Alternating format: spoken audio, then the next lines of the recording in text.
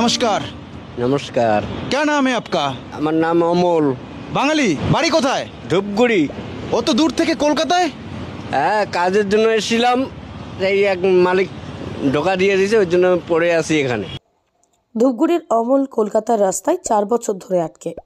জি বাংলা খ্যাত কমেডিয়ান অপূর্ব রায় সম্প্রতি সোশ্যাল মিডিয়ায় একটি হৃদয় বিদায়ক কাহিনী শেয়ার করেছেন। কাহিনীটি ধূপগুড়ির অমল নামে এক যুবকের, যে টাকার অভাবে 4 বছর ধরে কলকাতার রাস্তায় আটকে আছে।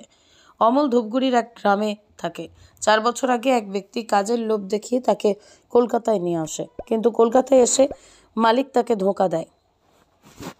অসহায় অমল 4 বছর ধরে কলকাতার রাস্তায় ঘুমায়। দিনের বেলায় সে রাস্তায় রাস্তায় ঘুরে বেড়ায়, মানুষের কাছে সাহায্য চায়।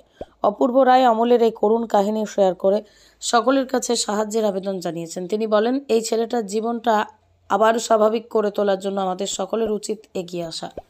এই হৃদয় বিদারক কাহিনী আমাদের সকলের মনে প্রশ্ন জাগিয়ে তোলে। একজন যুবক কিভাবে 4 বছর ধরে রাস্তার উপরে বাস করতে পারে? আমাদের কি তাকে সাহায্য করা উচিত নয়? আসুন আমরা সকলে মিলে অমলকে নতুন করে জীবন শুরু করার সুযোগ করে দিই।